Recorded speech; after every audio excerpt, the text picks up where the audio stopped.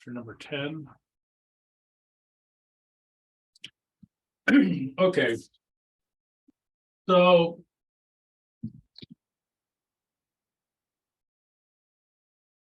a number independent employment interest of covered members. And I think I'm going to do one of my world famous drawings for this one.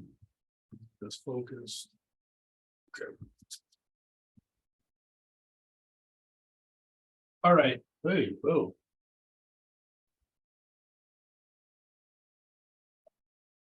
What a different class. All right. Third time. All right. So it's sort of like this. The question is, okay, you're trying to be independent, but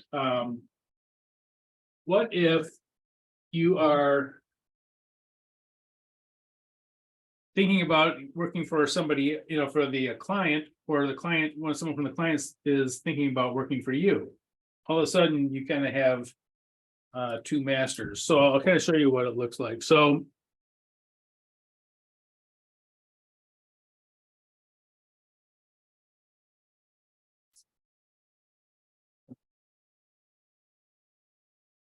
I'll say IBM just to.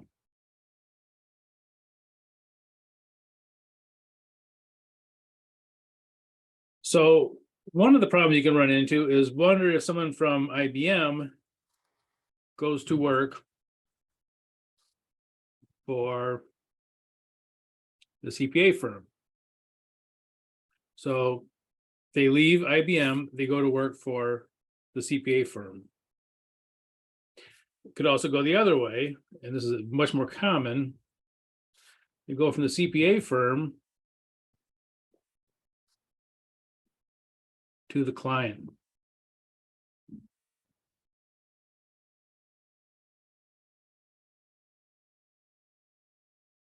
And this is much more common. So this is pretty rare. And this is common.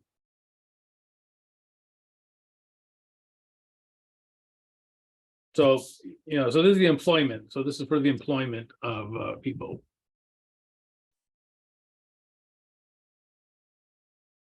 And we're going to do this one first. The employment, when it goes from the, when someone is working for IBM, they're going to quit IBM and work for the CPA firm. This is fairly rare for a number of reasons. First of all, CPA firms generally like to hire people right out of college. Not all the time, but often. And second of all, you don't want to steal employees from the client. But if there is something that, the client's laying off people that you could use, it might work out that way. But again, this is fairly rare. This is much more common down here. So we'll do this one first because it's easier. Okay. So client employee gets hired by CPA firm.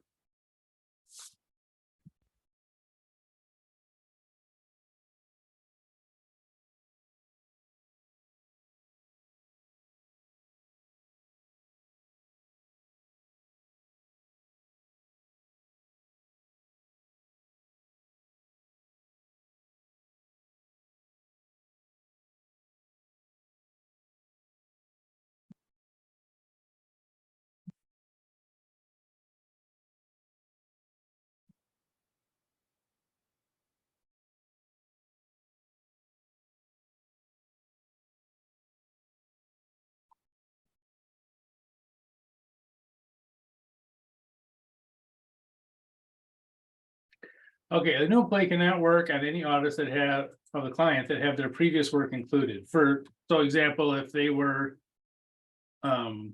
if they worked in the accounting department or something like that, they can't do the audit if their work is still included in the audit. Now, if you go down the road a couple of years and they're no longer, they're no longer auditing their own work, then they can do it. So for instance, if you were an audit, if you were well, here, actually, I think it's right here. Oh, when I shut up, it's in the case. Okay, hey, so 11, so Gracie worked for IBM in the county department and was recently laid off from her position. Gracie took a job with the IBM auditors. Can Gracie participate in the audit? What do you think?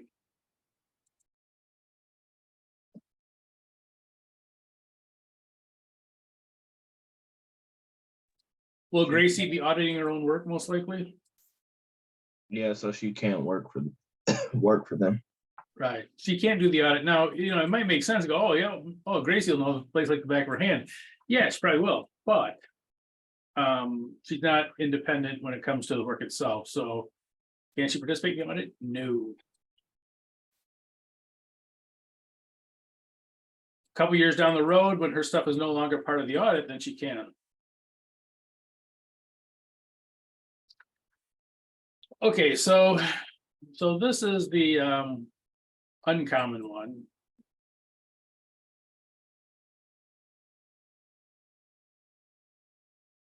This is the more common one. CPA firm's employee gets hired by the client, very common. And I think I told you guys that CPA firms is up or out, but a lot of times they'll try to get you in with the client. So they will try to, if you're working on the IBM audit, they'll go to IBM and say, look, we have this, this auditor, great job. We just don't have a spot for him or her, and give a spot. And a lot of times they'll say, yeah, they like, because CPA firms have reputation as being some of the best. So, okay, non-issuer, if it's private.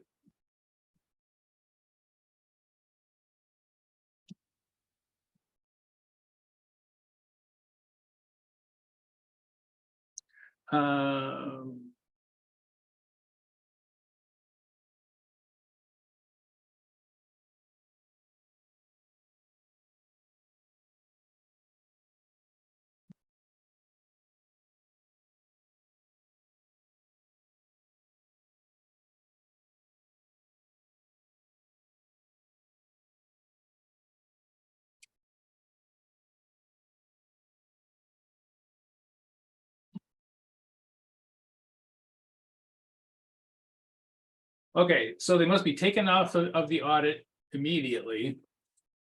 Right, put that in there.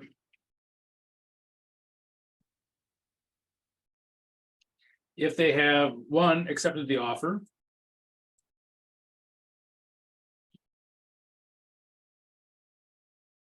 Or two,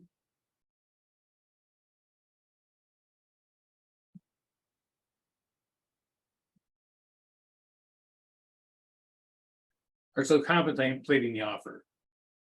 So if they have accepted the offer, or they're still thinking about the offer, they must be taken off the audit immediately. So they were removed from the audit immediately.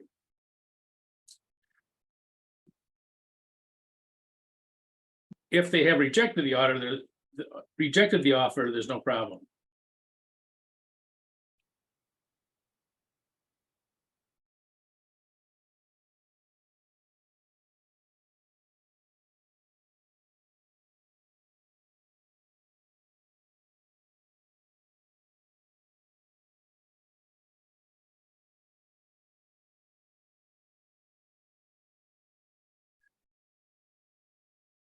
So if they have, the employee has rejected the offer, then it doesn't matter.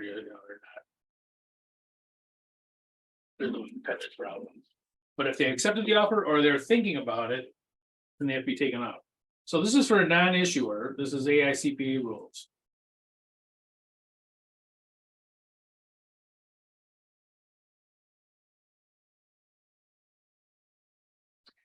Now, these same rules hold true for if it's an issuer. There is an additional one though.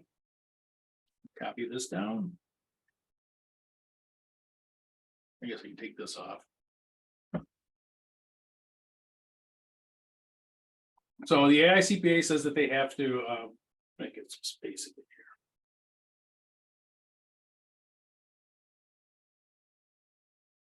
here. Pcaob rules.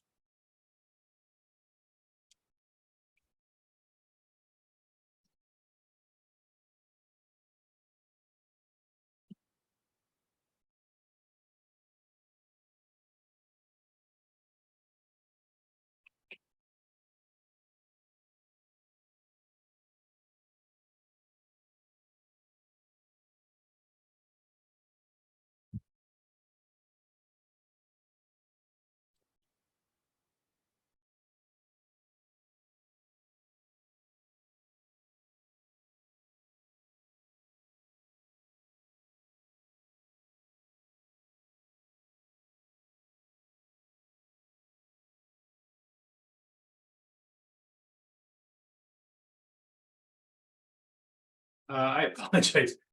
We had a dog that we had to get put to sleep today, and so people are calling all over the place. All right, sorry. Okay, back to the employee cannot take a key financial position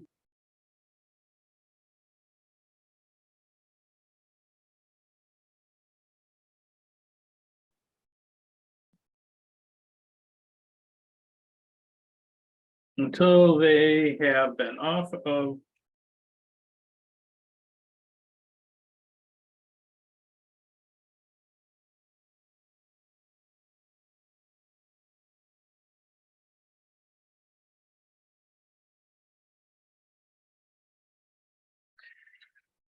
okay.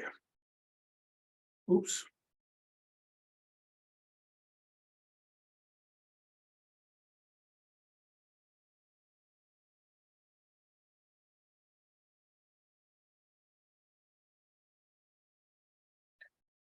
And this is at least 1 year.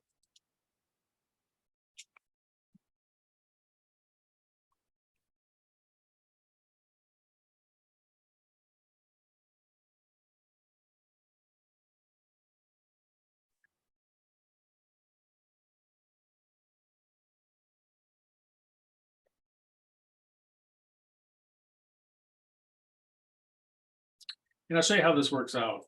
This is actually pretty significant because it could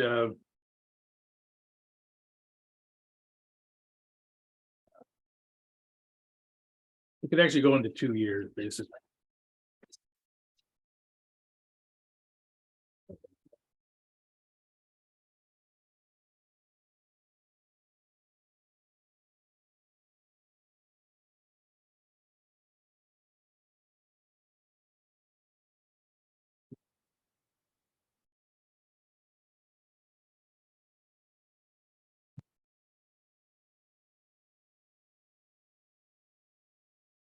Okay, so let's say that they have they're on the audit.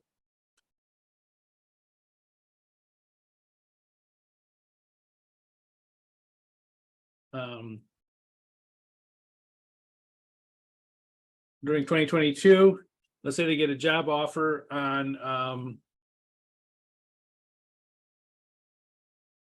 key financial position.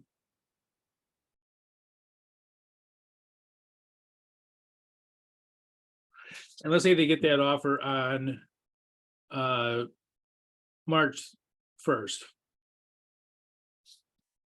They have to be off the audit for an entire audit cycle. So this whole year is gone.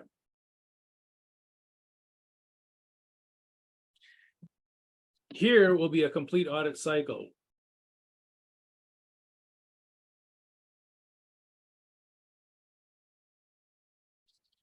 So they would be able to accept this job on 1/1/2024. They'd have to wait 1 year and 10 months to take the job. It has to be for an entire audit cycle. So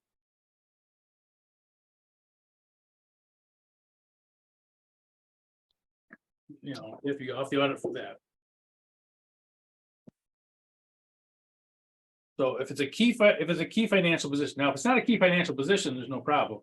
But if it's a key financial position, you need to take that into consideration. And here is why. What was very common that they would have is someone from the CPA firm would leave at a high level. And maybe they become the controller or the chief financial officer of the company.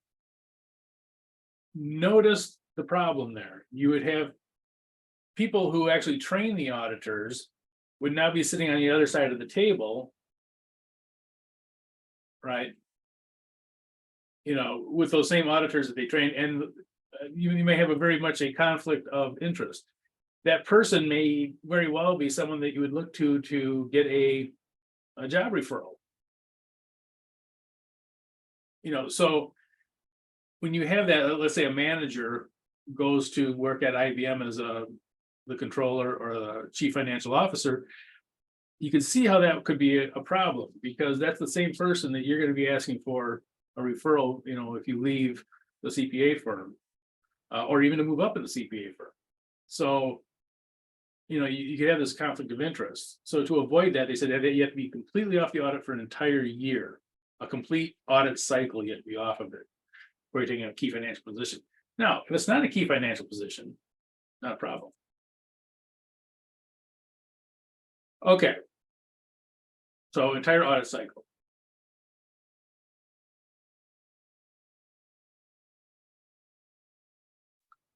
Okay, let's go through the cases. So Sam is a member, so number 12. Sam is a member of the IBM audit engagement team. He is offered a job at IBM. Sam has not accepted or rejected the IBM offer. Can Sam work on the IBM audit? No. Nope.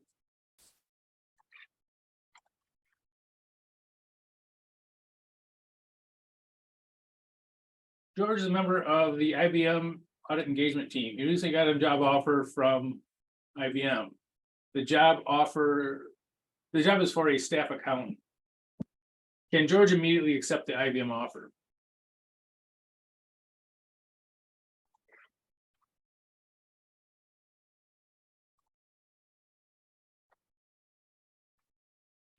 I would think yes. Yeah.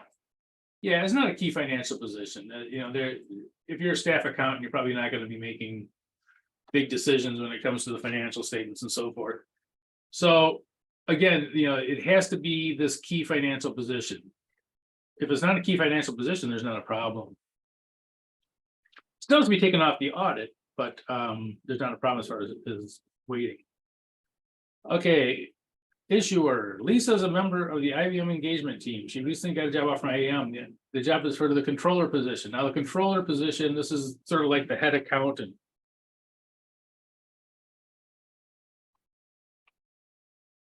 So in a company, the head accountant is called the controller. For government agencies, called a comptroller. Although it used to be pronounced the same, it's just controller, but anyway. So can Lisa immediately accept the IBM job offer? No, because that's a key financial position. Yep. She cannot. It's a key financial position. Hey.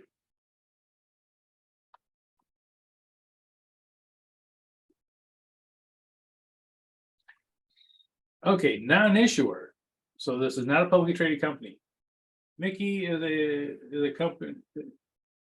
Oh, Mickey is a member of the GeoCorp audit engagement team. GeoCorp is a privately held company. She recently got a job offer from GeoCorp as their chief financial officer. Can Mickey immediately accept the job offer?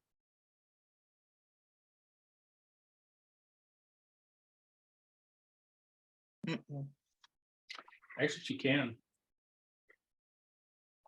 If it is not publicly traded. Up here, the rules up here, there is no, one audit cycle waiting time. 1 year waiting time, 1 year plus waiting time. So she actually can take the position if it's a non-issuer. And this is. And quite honestly, go ahead. No, can you go back up to, because maybe I wrote something down wrong. Because can you go back up to that, the non-issuer? I thought you mentioned the employee. Where am I? Employee still has contemplate me out. Yeah, well, now she does have to be taken off the audit. Oh, okay. Yeah, so she doesn't. You still be taken off the audit, but she can accept the job offer immediately. Okay. All right, that makes sense. Okay. And another thing about you might say, well, why is that? Why do, if it's a non-issuer, you can go into a chief financial officer position, but if it's an issuer, you can't. When you run into the same problems. And the thing is, a lot of times non-issuers are smaller companies. And if you're an auditor, you probably are going to come in at a higher position. You're not going to come in as a bookkeeper. You'll probably come in at a higher position. You may very well come in as the controller or chief financial officer. That would be a normal kind of transition thing into a smaller company. Larger companies are a little bit more, you know, a little bit trickier. They're bigger, obviously, and you know, most people that will go from public accounting to a client like IBM, they will not go in as a key position. There's only a handful of key positions, key financial positions. So it's quite a rare thing to happen. I'll tell you one of the weird things though. I always thought that this was going to get thrown out because there is a, you know, there is a thing that you have the right to make a living. And so usually these things like these waiting periods, a lot of times those get thrown out of court. They did an interesting thing when they made the Sarbanes-Oxley rules. They didn't prohibit actually the auditors from going over and being in the chief, you know, in a key financial position. What they said is companies cannot hire auditors who have not been off the audit, you know, for an entire year into key financial positions. So they actually put the onus, put the duty on the company. The company gets in trouble if they do that. So it's a little bit different that technically you're not prohibiting the auditor from taking a key position right away. You're prohibiting the company, which is regulated by the SEC, from doing that. Okay.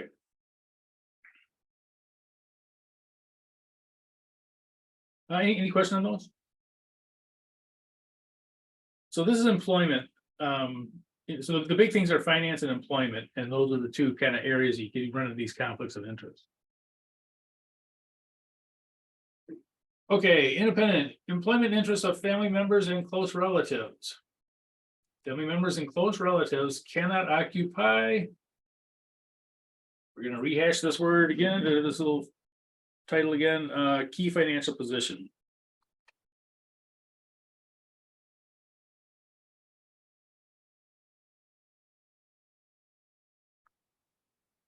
Somehow I really goofed this up.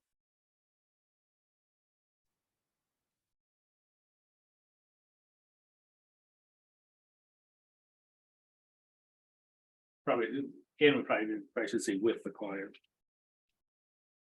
So again, this only is a problem if it's a key financial position. So family members and close relatives. So this would be, your immediate family and close relatives. They cannot occupy a key financial position with the client.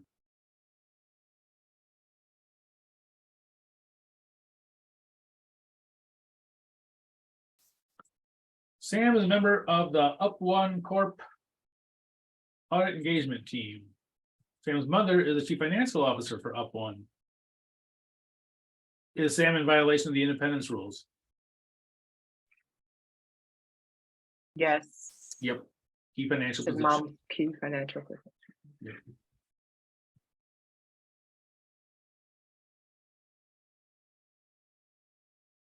Mary is a member of the Up To corporate audit engagement team. Mary's father is the director of design for UP. Is Mary in violation?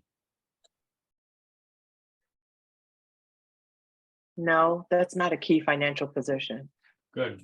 And yeah.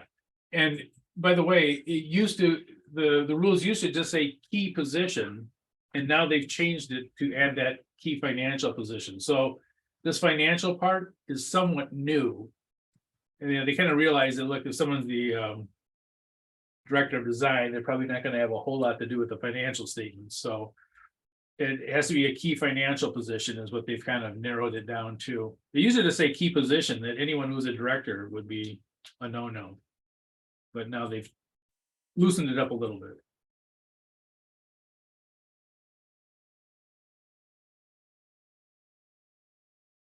Okay. Any questions on that? So you can close family members and close relatives, they can work at a place as long as it's not a key financial position. If you were auditing IBM and your spouse is working as a logistics supervisor or something like that, there's no problem. Okay. Now, this is for non-covered members. The next couple rules here. So I'm gonna go all the way back up to the first thing we did. You know, so you say, okay, well, how about, you know, these people over here? How about, you know, manager one, manager two, senior two? They don't have any rules for these people? And actually they do. They are much more lenient rules. So it isn't that these people are completely off the hook. They're just not on the hook to the same amount as a covered member. So non-covered members, anyone who is not one of these 6 groups,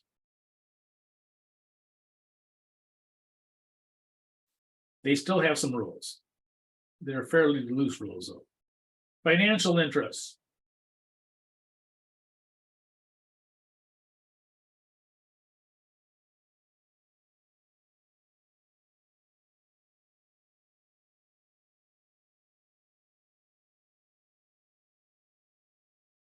Non-covered professional staff.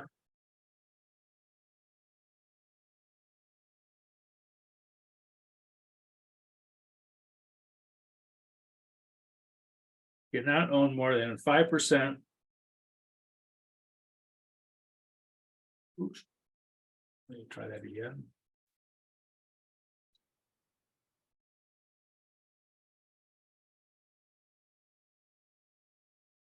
Of a client.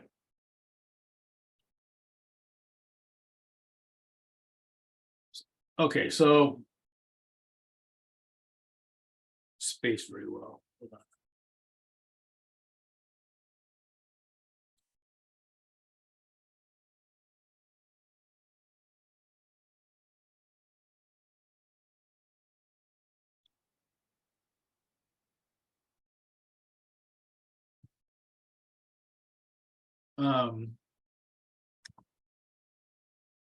Otherwise, the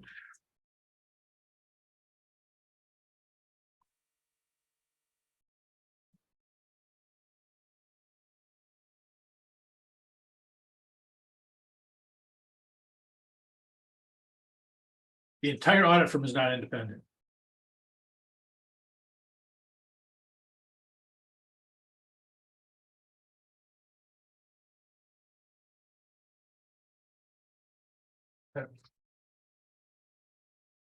Okay, so you cannot own more than 5% of the client. Now, for publicly traded companies, it's probably isn't that, you know, that probably doesn't come up that often.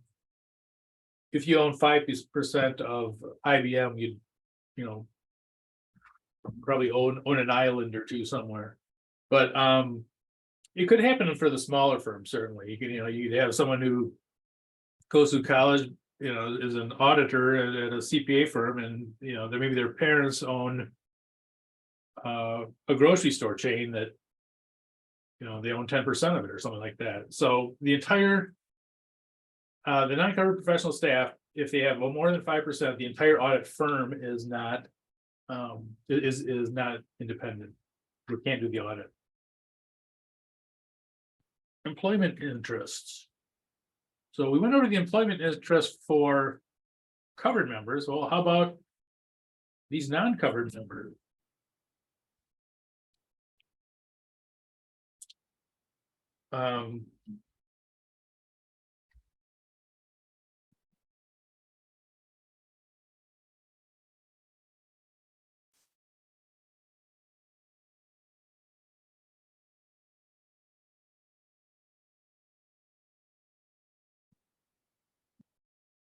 I should say,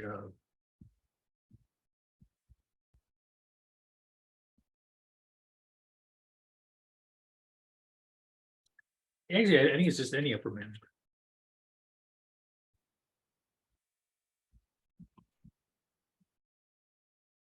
The client.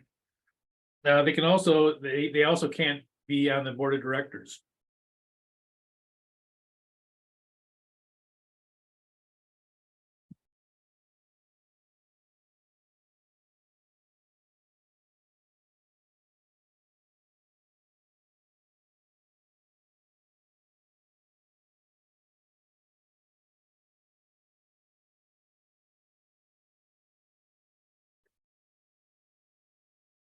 Ah.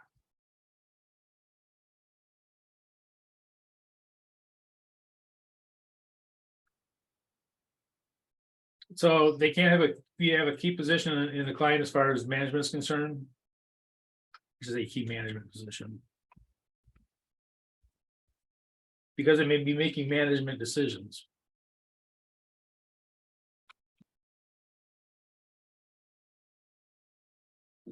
So they can't be a key management position. And they can't be on the board of directors. They can't be a director. Okay. I think this should say, I think I must have deleted it. Maybe I did. Case. James is a senior auditor for a CPA firm that audits IBM. However, James is not a covered member for the audit engagement of IBM. Okay, so he's a senior auditor, but he does not work on the engagement team for IBM. So in other words, he's like this. Now, this would be what James would be.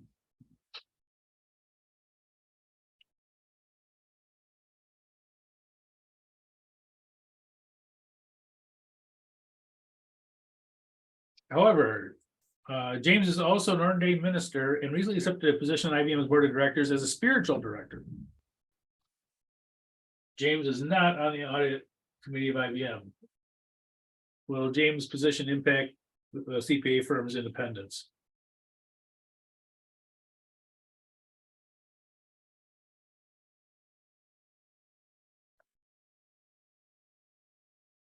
I would say no. Actually, it's yes. Okay. Yeah, you cannot be a director in any shape or form. Now, Oh, James could I probably has, participate on the board of directors? yeah. I just read that too. Okay. Well, no, and you look at this and go, well, why not? Well, it's just really, you can't have anyone who's a director cannot be, because it's an oversight position, so you'd actually have someone from the CPA firm in an oversight position over a client. So, yeah, this is a kind of a weird one, but they can't be a director. There are a few, not to muddy the water too much, but there are a few, if it's an honorary position, in other words, you don't make any decisions. Usually these happen for like not-for-profit agencies and stuff like that. They'll say, hey, can we put you on our board of directors? So that we can, have a brochure and say, okay, here's the CPA firm that's, board of directors. If it's purely an honorary position, you can take it. If it's, if it's unpaid and you don't make any decisions, you don't have any input on it, because some of these are honorary. It's, they like to have people from the community and that kind of thing. So if it is entirely honorary, you have no voting right in the place. You're not making any decisions for the company. It's purely honorary, then you can do it. But if you're actually on the board of directors voting, then the no. Okay.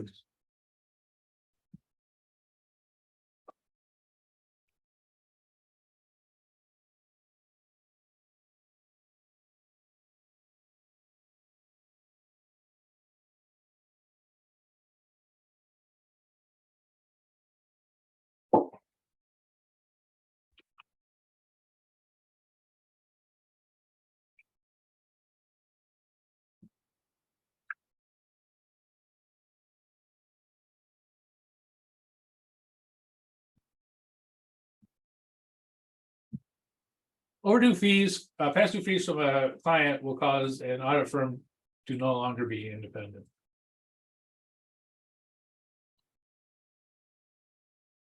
And you say, why? Well, because if you want to collect those fees, it may very well hinge on your audit report, whether they can get financing or whatever. So past due professional fees will impact the independence of the entire audit firm. So if the client owes you audit fees, then it's a no. They have, now if they pay up the audit fees, that's not a problem. They pay up the audit fees, then it's fine. but if they don't. Okay, question on that? So past due professional audit fees, it's sort of like it's treated as if you have an investment in the client. You have an investment to get your money, your fees paid. Okay. Other independence issues.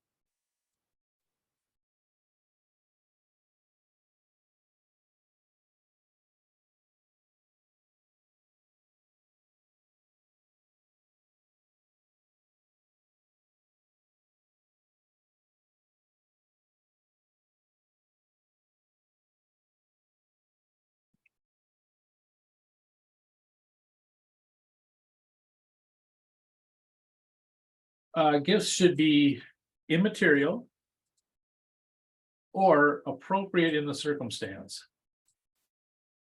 Now, I'll talk about that in a second. So immaterial or appropriate in the circumstance.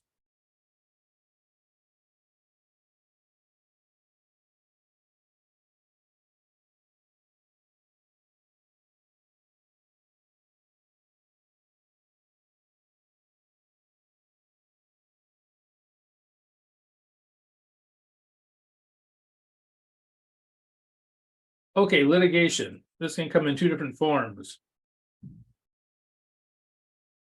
Obviously, this can, oh, wait a minute.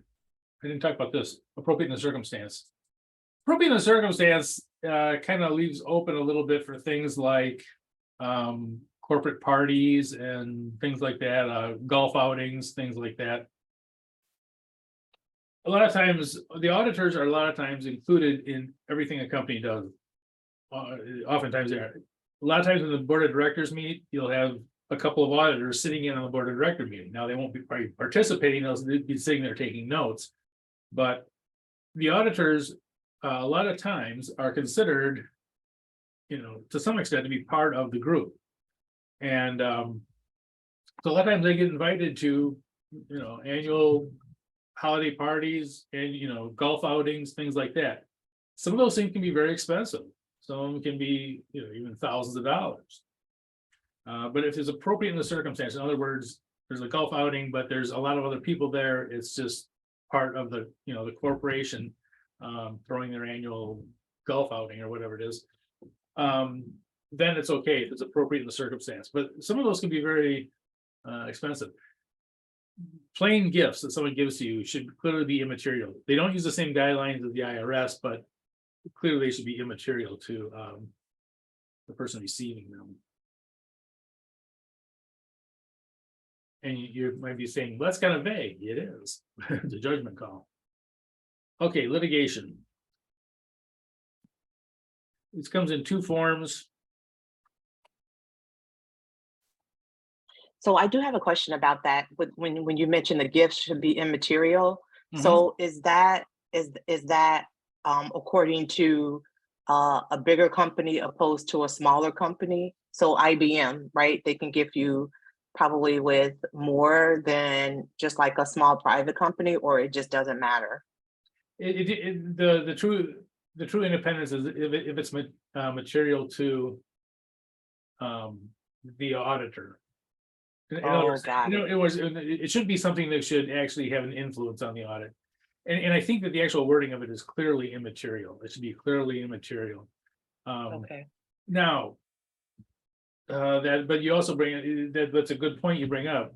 Like, for instance, audit partners in the top CPA firms, like the big four, it's not uncommon for them to make $2-3 million a year.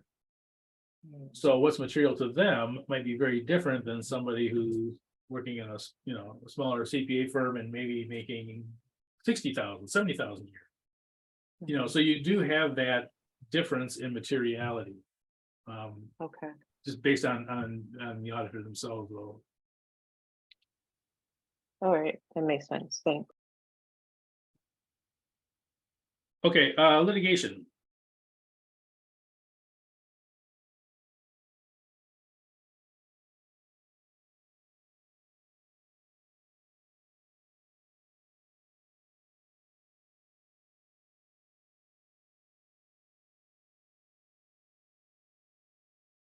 These are things that can impact your independence. Auditors suing or being sued by clients. So obviously, if we're auditing IBM and IBM is suing us or we're suing them, there could be a conflict of interest there. There could be lack of independence. The second one that isn't so obvious are let me see how to word this.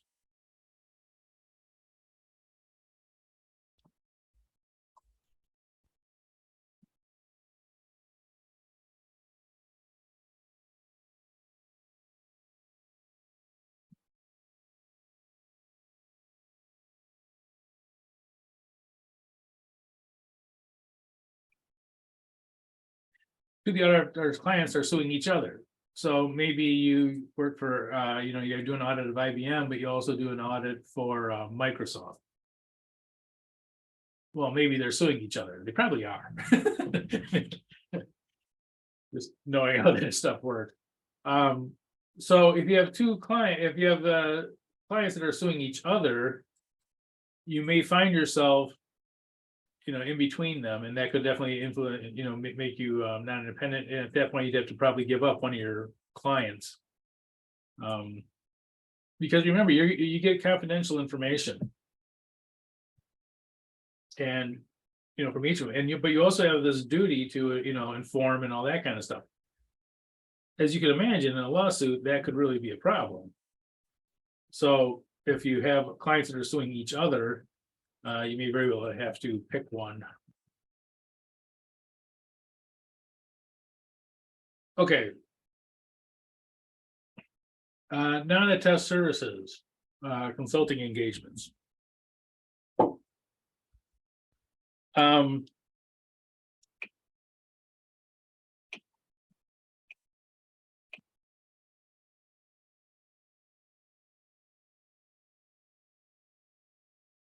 They cannot make management decisions. There's a big thing that about management has to make management decisions for themselves. So you cannot have the auditors making management decisions. They can give advice, but they cannot be in the position of making decisions for them.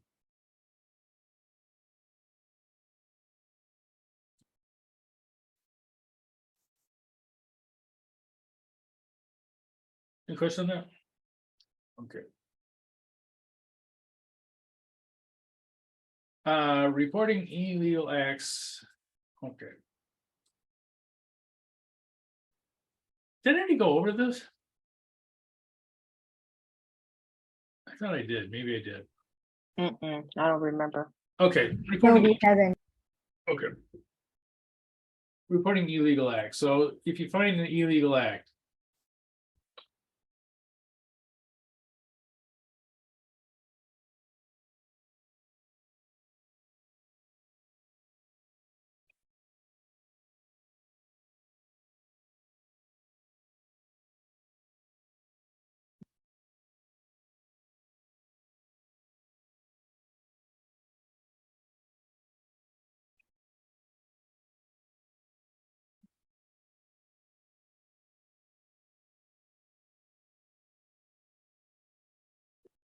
auditor generally cannot inform law enforcement of illegal acts by the client.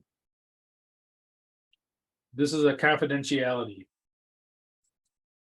thing. Now, sometimes are there ways that you can? Yeah, generally, I'm saying generally because there are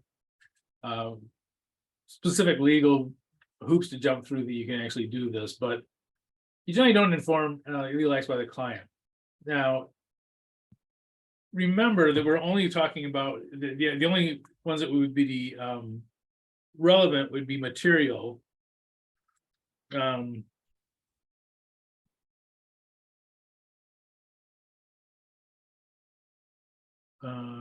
word this.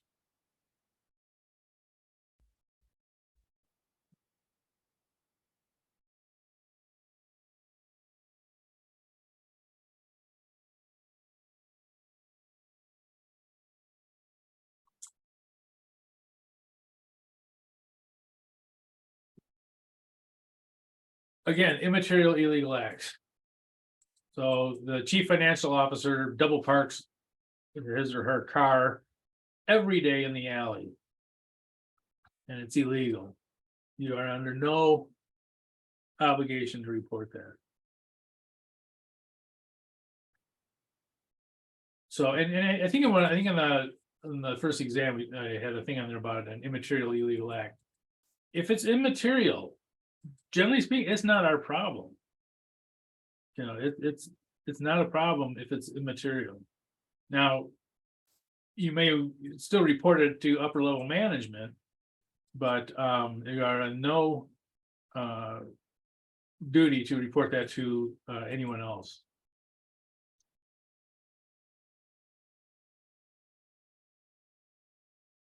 Publicly traded.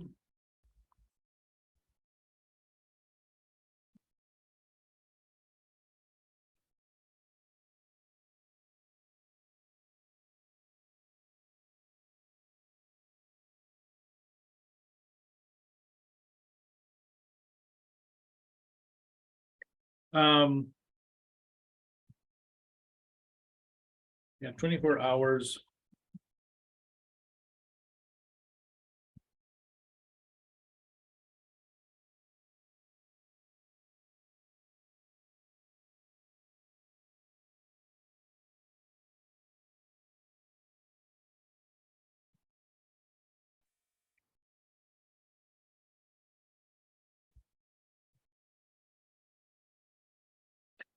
Public trade companies have 24 hours to respond to a reported illegal act. So you find an illegal act, you report it to the higher ups in the company, the board of directors and upper management usually.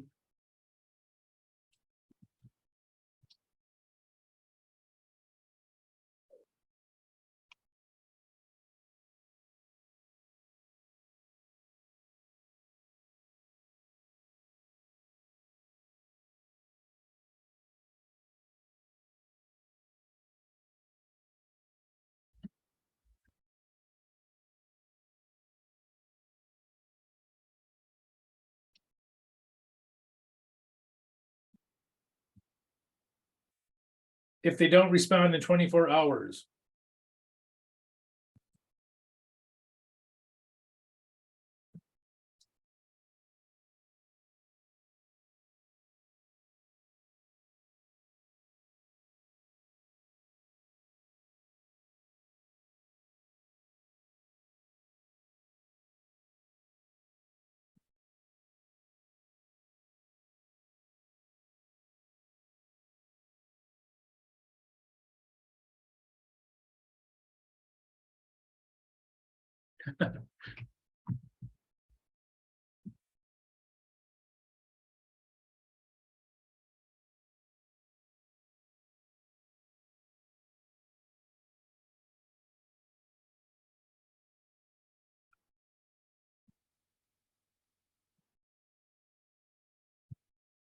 Okay.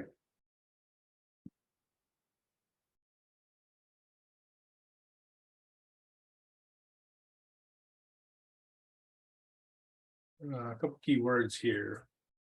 If the issuer does not respond appropriately in 24 hours, the auditor must contact the Securities and Exchange Commission. It's not an option, it's a requirement.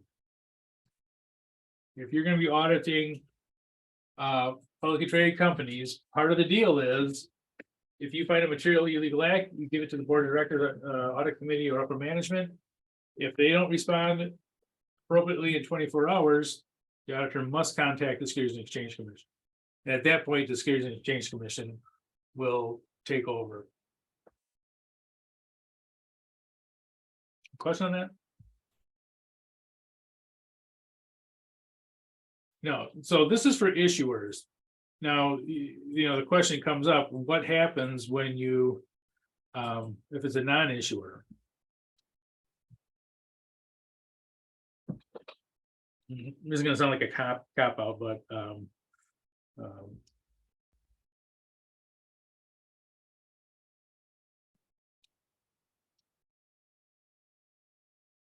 think it's one word.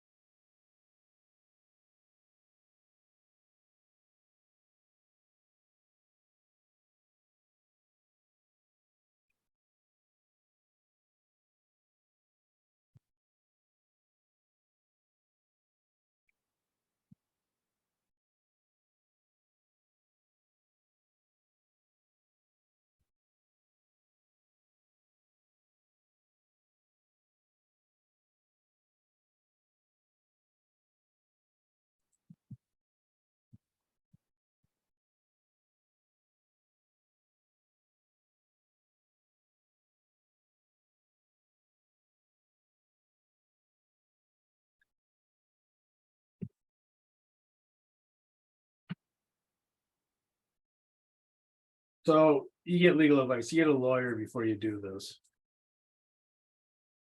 Now, you may very well withdraw from the audit. Okay. Because there is, one of the most important things is you must be able to trust management. If you can't trust management, you can't do the audit. So there's a couple things going on here. And so if it's a material act and the client's not responding appropriately, not publicly traded, you can't go to the SEC. SEC has no control over them.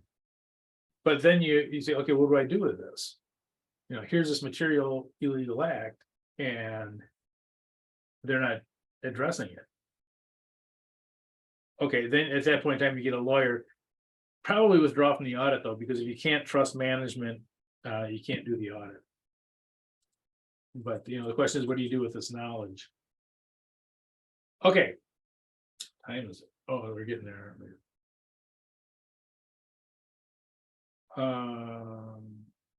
I tell you what, let's stop here.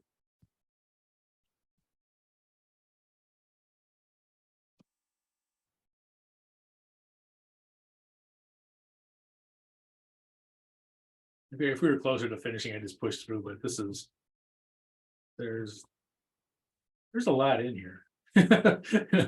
Okay, so let's say stop, let's say be back at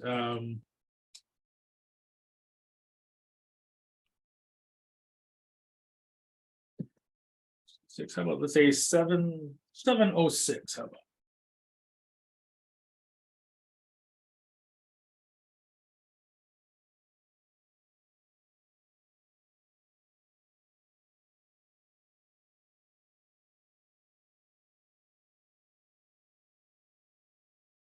Okay.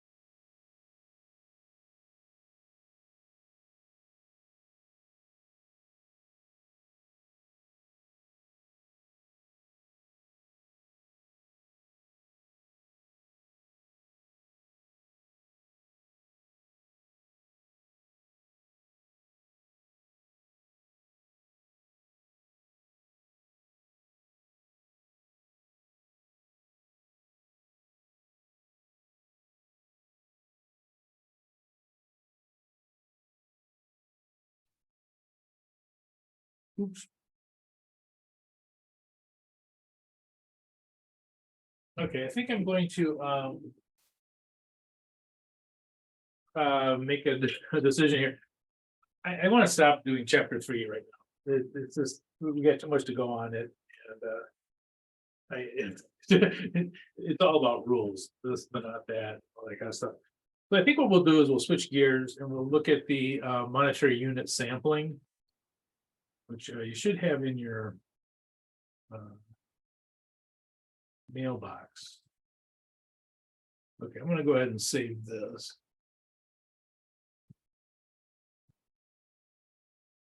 Okay.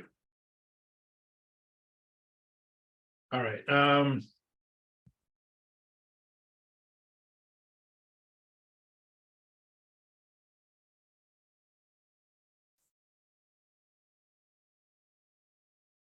Monetary, is there anything that does not have monetary unit sampling handout?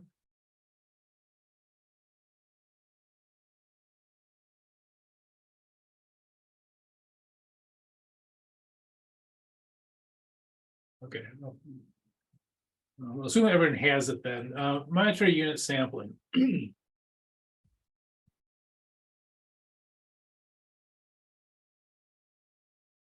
Monetary unit sampling is used only for auditing.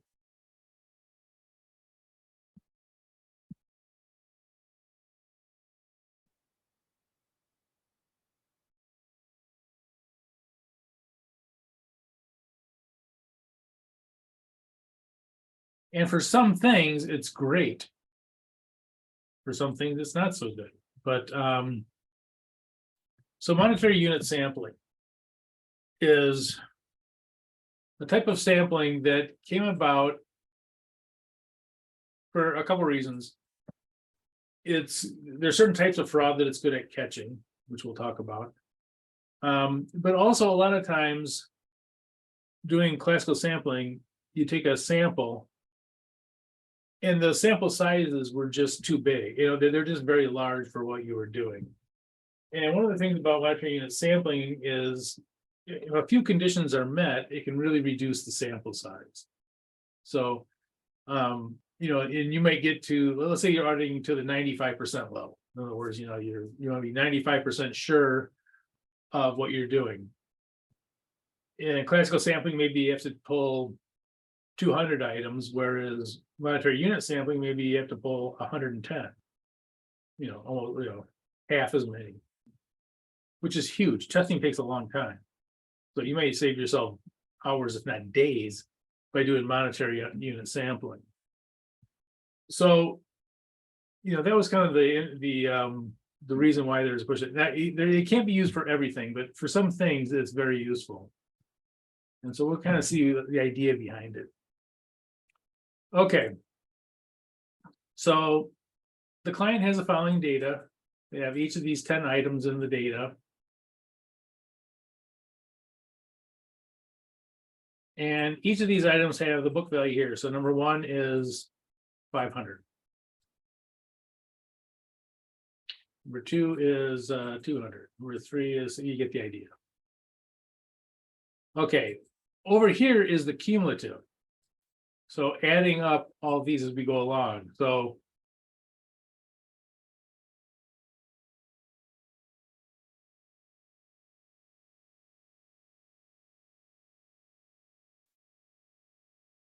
you know, 500 plus 200 gives us 700.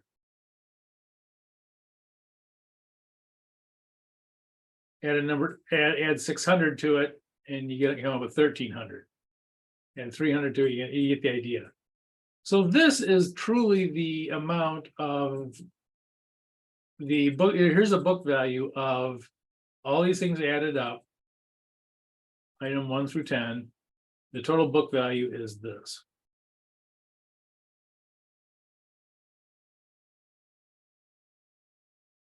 And over here we have the audit values. Okay, so let's see how this thing works. Here's kind of the basic idea behind it. Oops, wrong thing. Okay.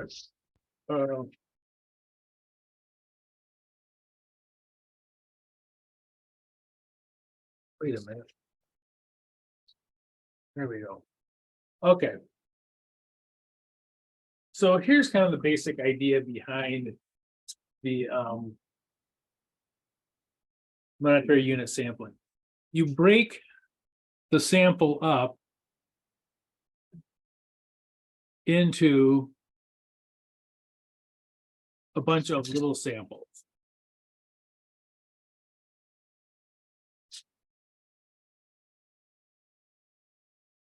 Okay, so let me go back to the we want to get a sample size of 5 items. Let me zoom in a little bit. So we want a sample size of 5 items. Now you'll notice that there's $5,000 worth of book value and a sample size of 5. So we are going to use that to break this thing up.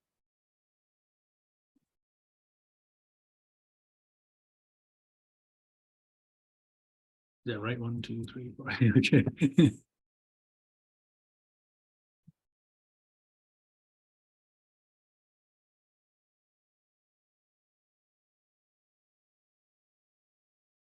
So what we're going to do is take this book value of $5,000.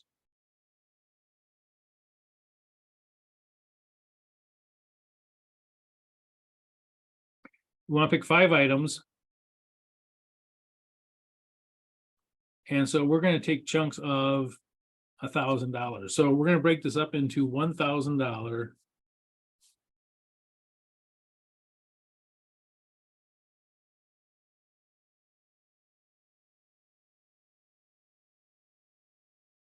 chunks.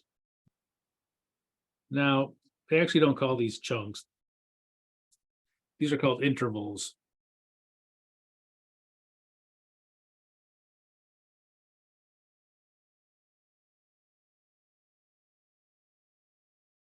I don't need to go all the way down here, but I'll do it just to part of that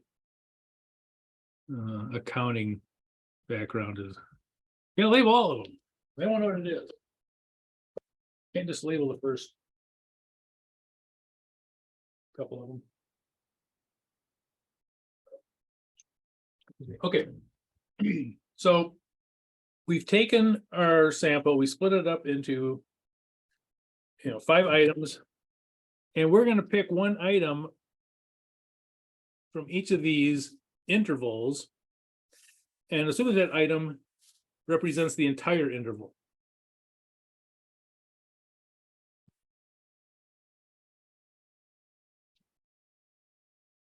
So whatever item we pick for item number 1 will represent that entire first interval. Item number 2 will represent that entire second interval, and you get the idea. How are we going to pick them? Well, we're going to go every 1,000 items because the interval is 1,000. So we're going to pick the one that goes past the 1,000 on the cumulative, and I'll show you in a second.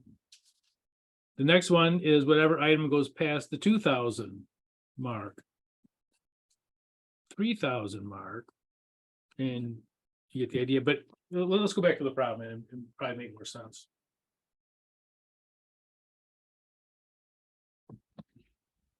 Okay, let me get rid of all this stuff.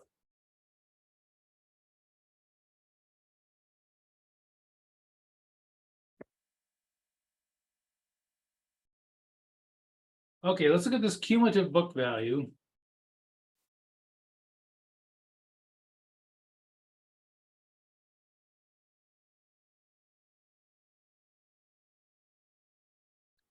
Which item crosses the first $1,000, the first interval? Which one actually goes across it? Is it the $1,300 one? Yep. So this 600, so this bumps it past the 1,000. So this will be our first item. Our first item will be, sampling interval is 1,000. Sorry.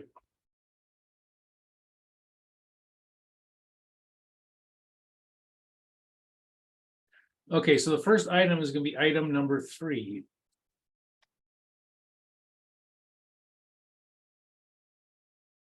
Now, we want to find the item that crosses the 2,000 interval. 2,700, I'm sorry, $2,750. Yep, so we're gonna pick number 6. So 6 actually puts us over the 2,000 mark, so that'll be our next one. And we're gonna so for the first interval, we're gonna let number 3 represent the entire interval. Second interval, we're having number 6 represent the entire one. Which one passes 3,000? 7. Yep. Number 7. Oops.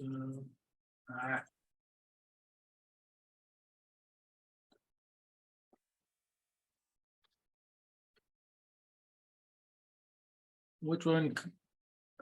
Which one crosses the $4,000 interval?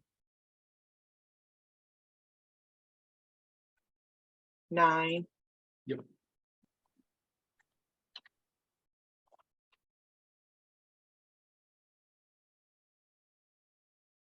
And the 5,000 interval is number 10.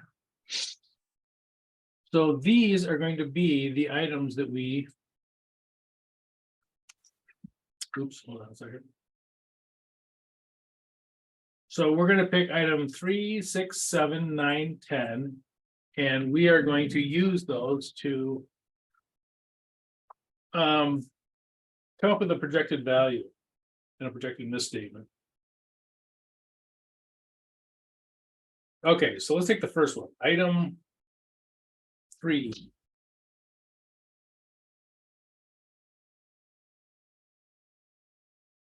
Should have. Oh, the spacing on here is kind of wild. Okay, item 3. So what we're going to do is take the audit amount over the book amount. Okay, so let's see here. The audit amount is 600.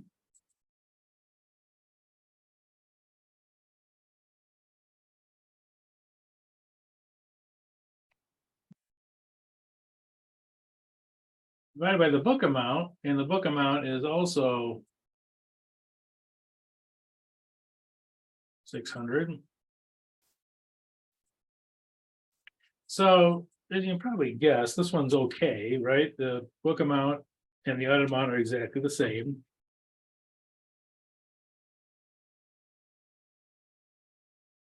Times our interval of 1,000.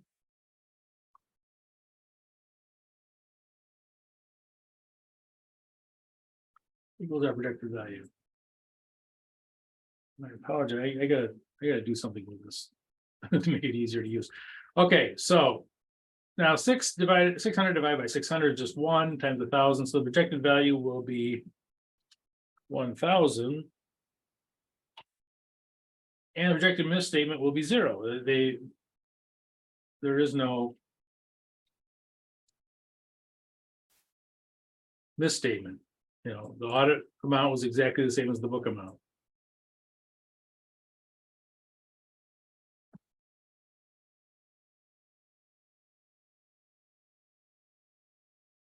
Okay, we're gonna do the same thing for the rest of these. Okay, so let's go to number 6. Hey. Get rid of my highlighting. Okay, number 6. We have an audit value of 560.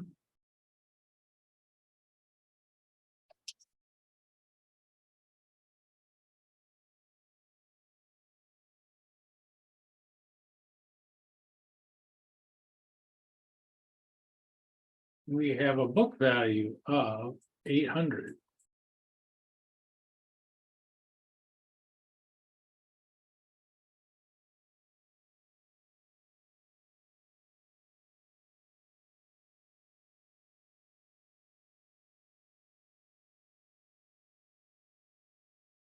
Okay, so 560 divided by 800 is some number. 70 cents. 70. Okay, so that would be what, 700? So that's 70. 70 cent. I mean, oh yeah, let me round it. Yeah, Yeah, so multiply by the interval. yeah, It is something. times 7. Yep, times 1,000, right? So what we're saying is, according to this one item we picked. By the way, this is sort of like ratio. It's sort of like the ratio estimation one. It's just for each item. You know, each item, we're using the ratio estimation on a book value chunk of 1,000. Okay, so if the projected value of this interval of 1,000 was 700, what was the projected misstatement?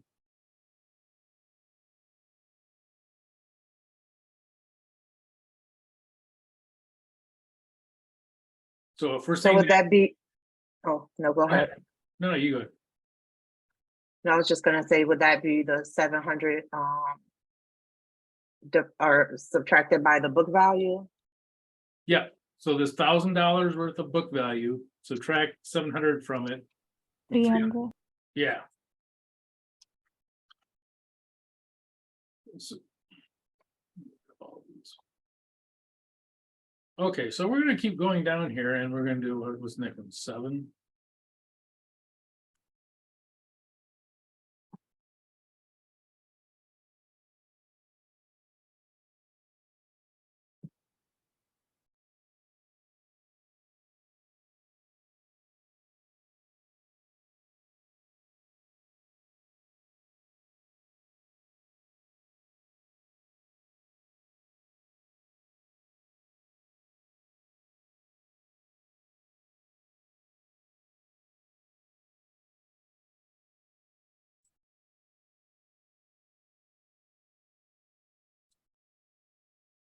Okay, so 7 is 450, 450, so this is better back to 1,000.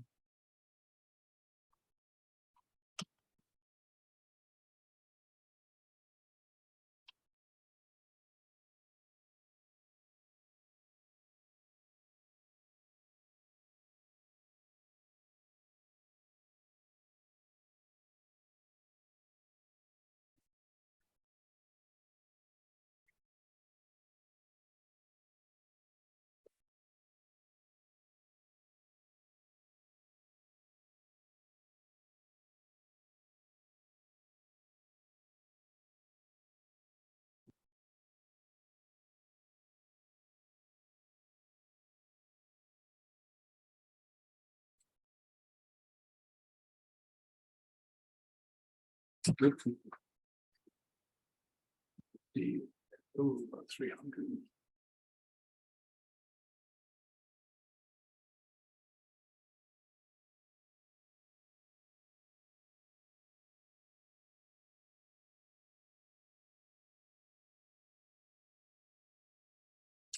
So I think this is 400. Yeah, that's 400. So this is 600. 600. Okay. Mhm.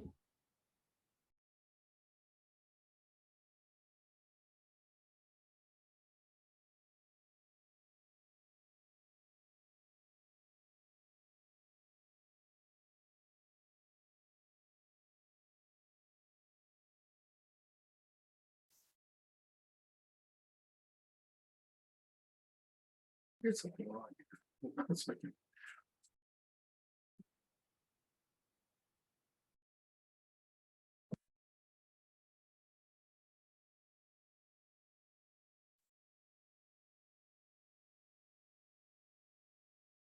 900.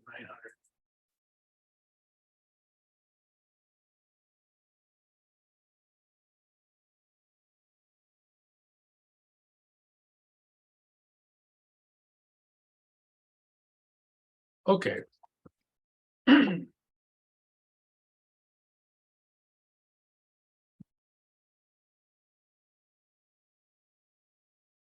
So what we've done is taken each of these items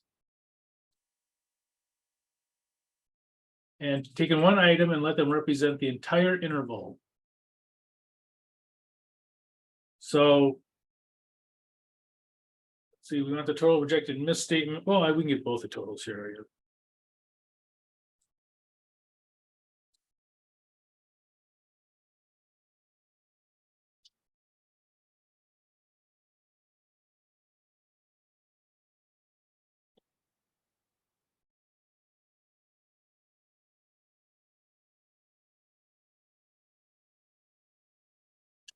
So the total projected value would be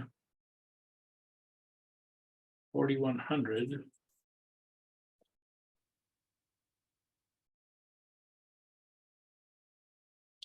Total misstatement would be 900. The projected value, You're wrong. that's 3,800.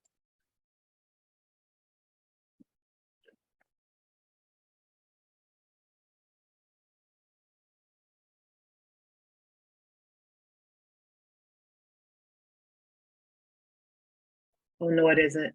My bad. Is it 40? It's 40. Is it 4,100? Yeah. You're right. You're right. 4,100. All right. You're wise to check my numbers because they do it when they don't. Okay, a lot. All right, so this would be our projected misstatement. And so we're saying that the $5,000, this is the book value.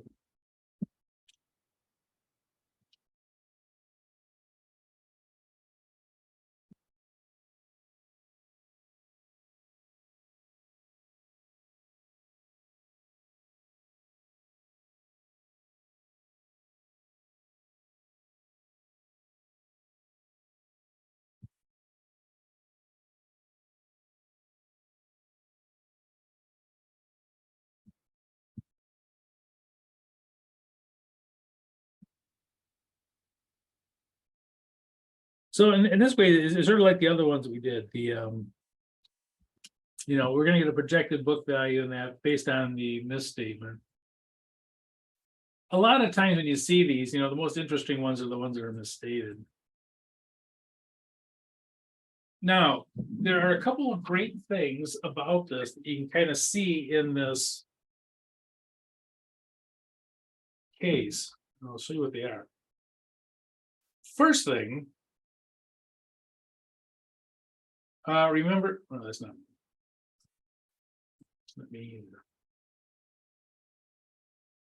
Remember in the classical sampling, we had to go through that random number table and you go down and you try to find ones that match up with pick a sample.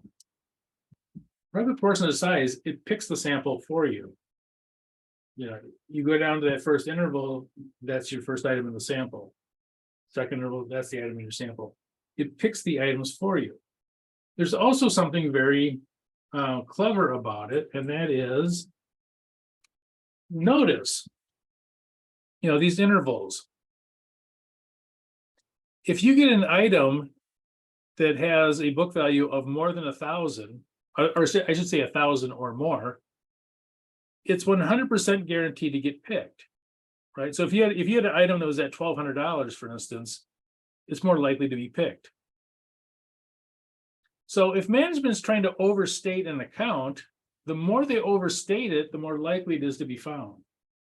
And if they spread it over many accounts, same thing. The more accounts that you have that are overstated, the more likely it is going to get caught. And if you overstate it to amount of the interval, it's 100% sure it's going to get caught. So for a company that would be overstating things like sales or assets or cash or something like that, this is a very good method because the more they overstate it, the more likely the fraud will be caught. Now, it doesn't work in the other direction. It doesn't, if so this method is really only for overstatements. It does not work on understatements. Notice if the book value for this one was 0, this would be 700. It would never get picked.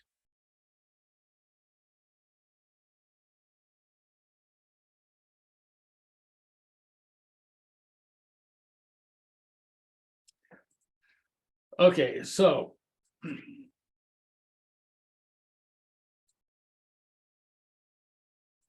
good.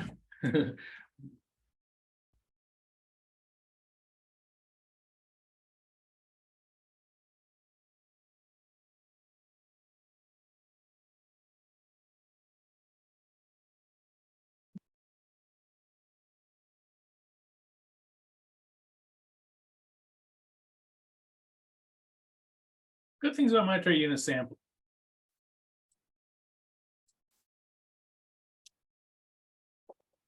Okay, it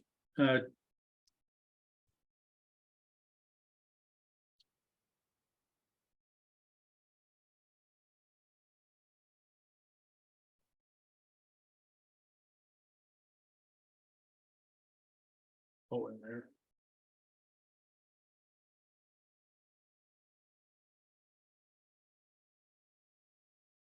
Choose the items for your sample.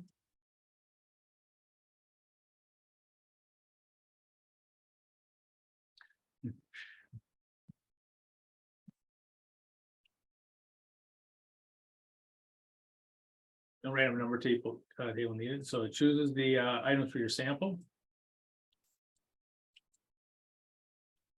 Second, oops, underline.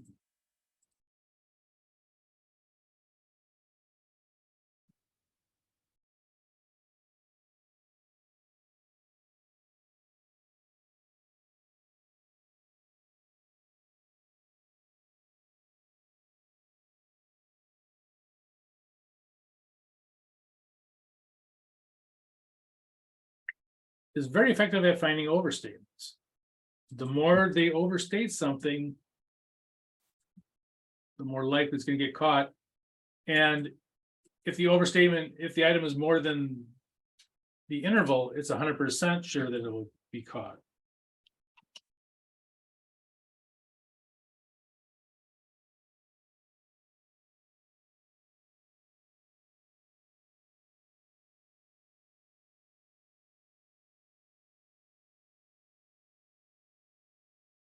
In this case, $1,000.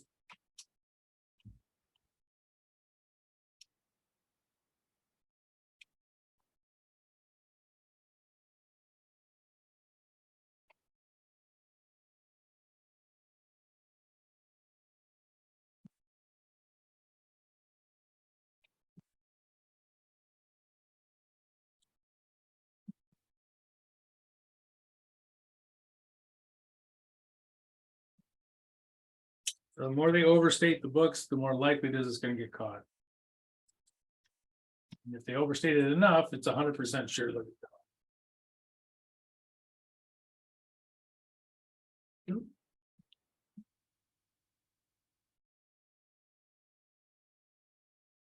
I don't know why I have everything in the center here, but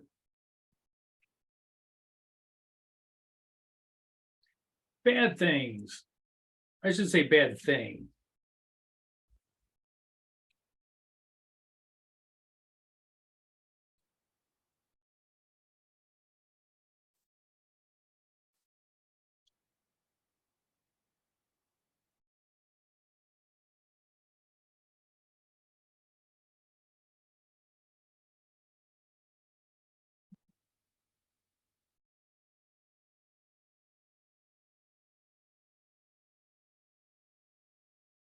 Can that be used to find understatements? It's incredibly bad at finding understatements because if the item is small enough, you bring it down to 0, it will never be caught. Oops, book value. If the book value is 0, it has a 0 chance of being caught. So it's really bad at understatements. It's really good at overstatements.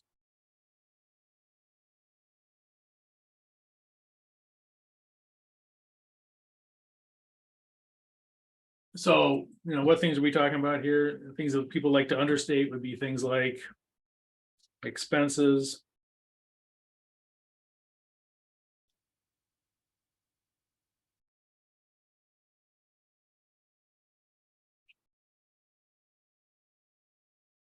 Things that they would try to understate, try to understate their expenses, their liabilities, and that sort of thing.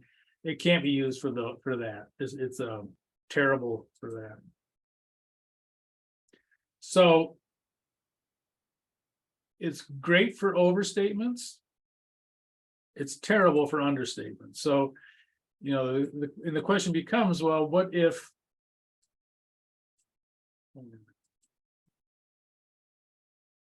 It's amazing that I've been doing Zoom for 2 years and I still look at the cameras confused. you know, so you say, okay, well, so which one should I use? Well, it depends on the accounts you're looking at and whether you think they're gonna be overstated or understated. If you don't know, say, well, I don't know if it's overstated or understated, you know, maybe they'll go one way or the other.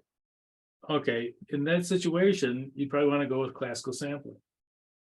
Or, you know, if you think that they might be understated, you go with classical sampling because monetary unit sampling is not going to catch it most likely. If it's an understatement. When I was going through school, they would talk about the monetary unit sampling as being the greatest sampling thing ever, and it's just for us auditors, so it's the best. But it really depends on the situation. If it's for overstatements, yeah, it is the best. If it's for understatements, no, it's not. Okay. Okay, we'll do this and then we'll introduce you to the tables. The sample size is a really important thing to calculate for this. The CPA exam, to my knowledge, has never asked for the sample size for classical sampling. They have done it for monetary unit sampling. Okay, and you'll notice that, let's go back up here. You know, the sample size is really important because the sample size will tell us what the interval is going to be.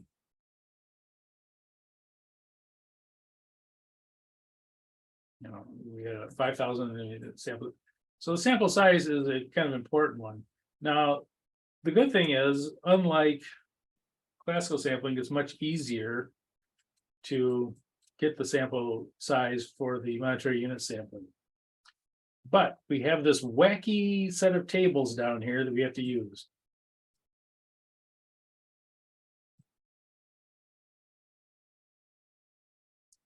And there's two of them. Reliability factors for misstatements of overstatement and expansion factor. Okay, so let's come back up here and take a look at our stuff. So sample size equals total book value. Okay, so plug that in here.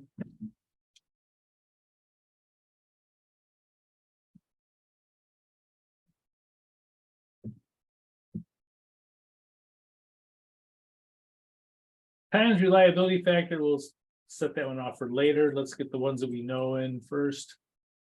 Tolerable misstatement.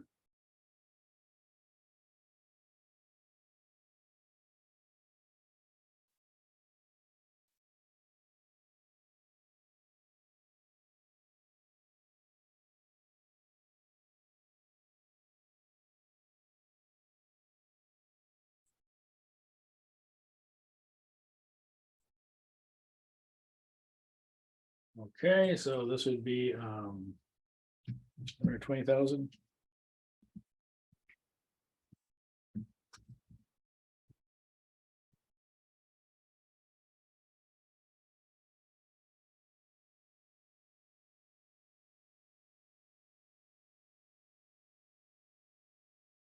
And our expected misstatement is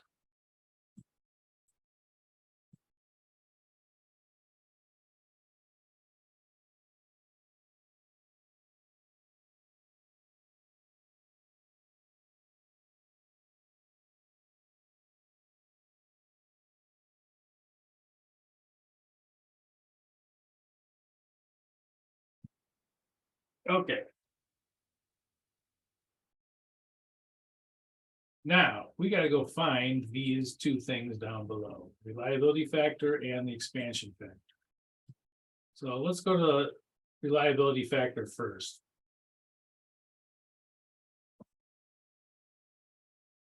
Reliability factor. We have a bunch of rows. And a bunch of percentages here. Well, 1, 5, and 10. And we're auditing this to what, the 5% level?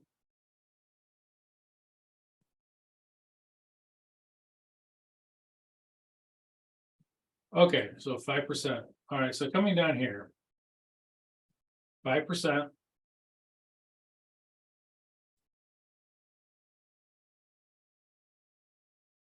row 0. Row 0 is used for sample size. Look at here. And so 0 at 5% would be 3.00.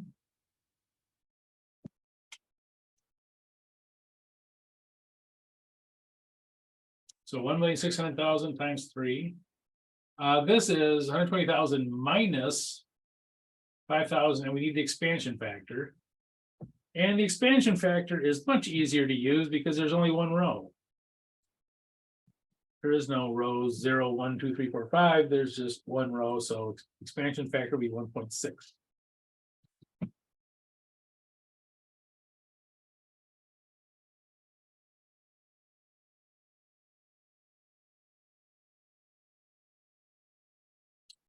Okay.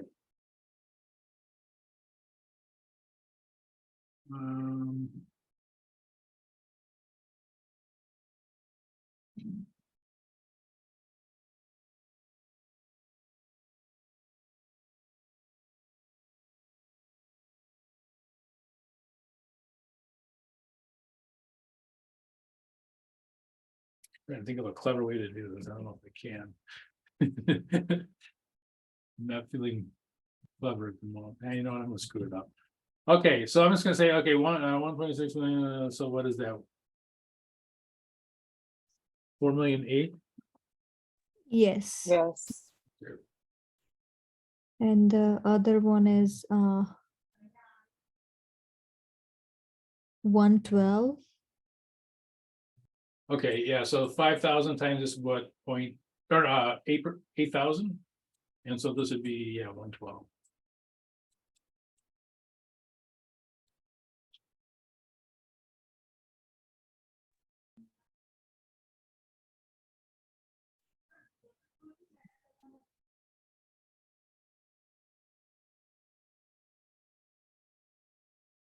Okay, now,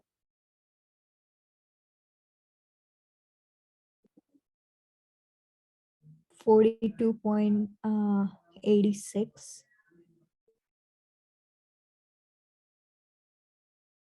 okay, so 42.86, this is the sample size. Now, notice we can't really do a 0.86.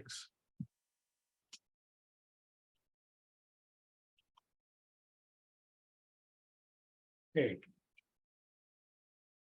So the method you should use, well, the real method is you round it to the nearest item. So this would be 43 for the sample size.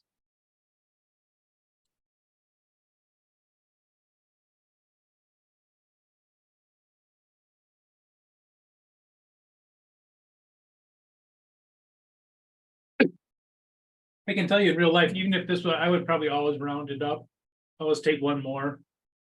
And the reason I say that is, you know, why do we do this sampling and all this stuff?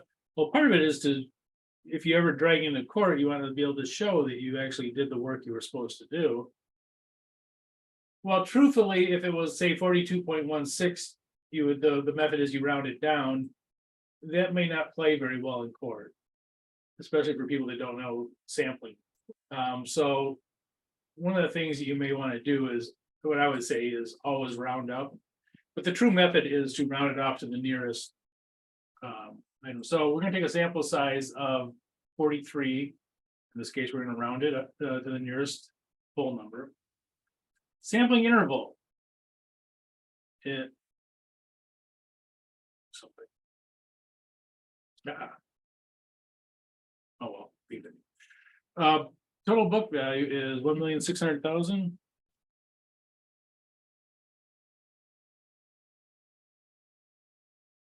Divided by 43.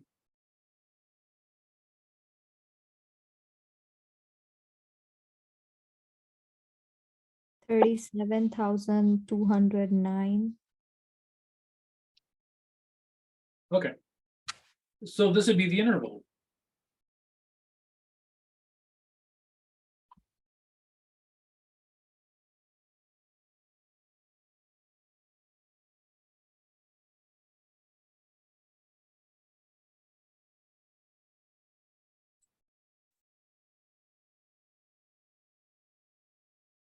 So our sample size will be 43, and that will give us our interval of 37,209. Now, even though this, at least right at this moment, probably doesn't look like the easiest thing to do. This is actually much quicker than picking a sample size for classical sampling. Classical sampling, you basically have to do a pre-sample. You have to get a variance before you can find the sample size. You don't have to do any of that with this one. Yeah, it's a little bit clunky, but we did this in what, 5 minutes or something, so it's much quicker than going out, grabbing a bunch of items, getting a variance, and trying to plug it into the formula. So we'll pick the item that goes past 37,209, and then the next one that goes past whatever, 74, 418 or something. So this will be our interval. And also notice that any item that is more than 37,209 is 100% chance of being picked. Okay, let's do one more and then we'll call it a night. Let's do this one. We'll call it a night. Nothing to turn in this week.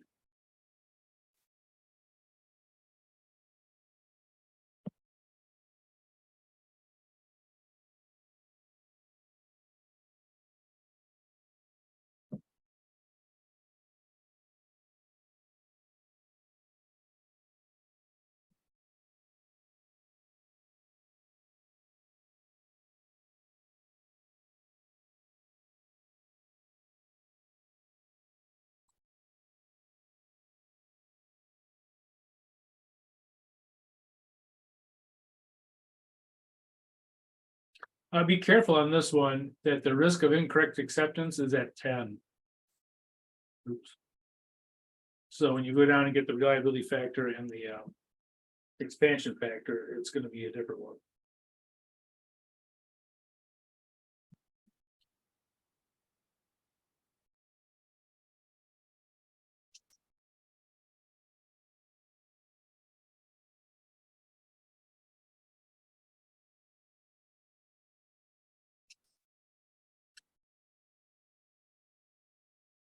Oops.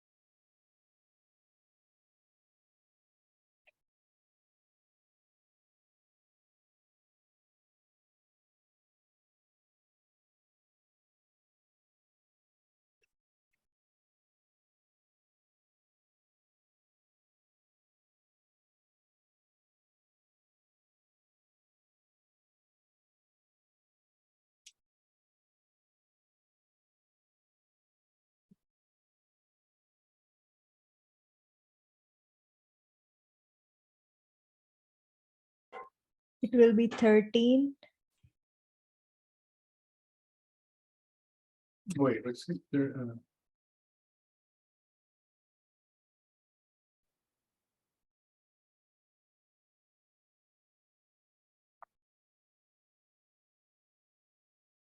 Oh, 130. I thought it was 113. Oh, Yeah, no, yeah. Yeah. So 113, what 235. There you go, or is it, no, it's 113, right? 0.235. So really, the method would be that you would round it down. It's not dollars. Units. So the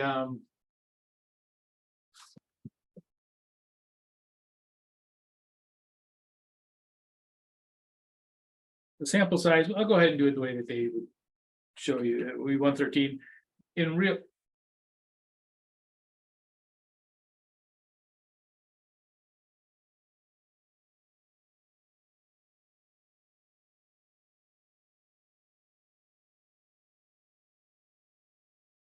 In real life, I would say round it up, I'd round it up to 114. On the test, I'll take it either way. But the true method is that you round it to the nearest one. So this one would be 22,500,000.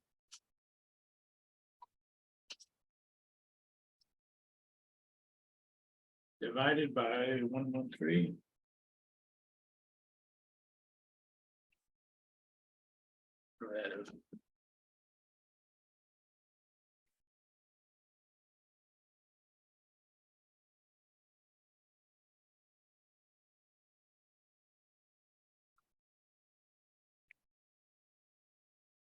$21,123.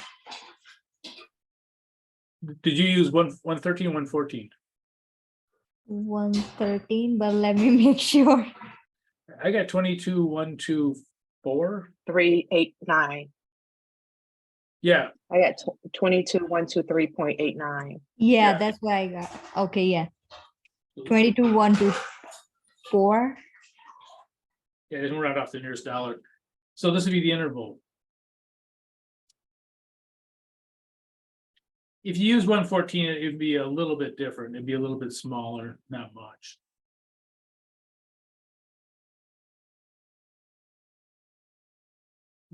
Just for kicks, I'll do 114, see what happens.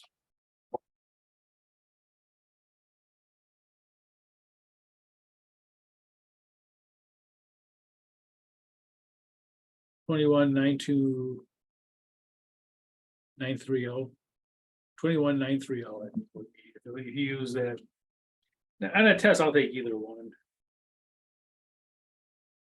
But again, getting to the core of why do we do this? Well, part of the reason why we do it this way is to so you bring it into court, and picking one extra item, the difference between picking 113 and 114 is probably minimal. It would just make things easier if it ever did show up in court. But okay, so we'll stop here.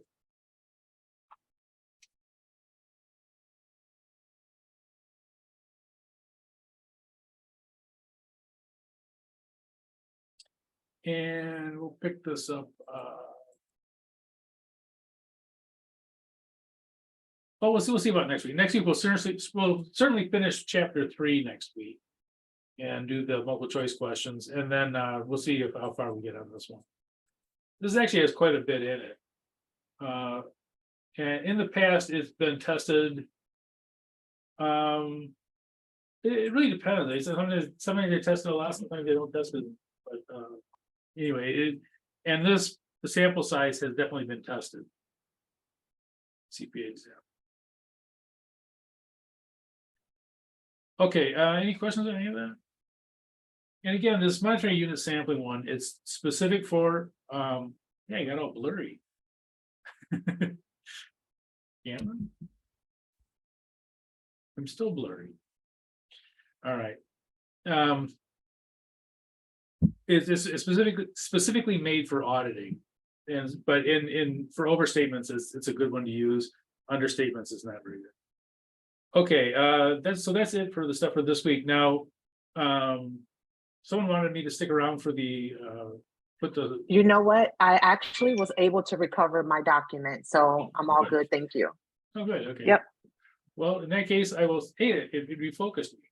I will say clear focused goodbye. I'll see you guys in a week and nothing to turn in. So we didn't finish the handout. We didn't finish matter unit sampling. So have a good evening and I'll see you guys in a week's time. All right, thank you. Take care. Be safe, everyone. Thanks.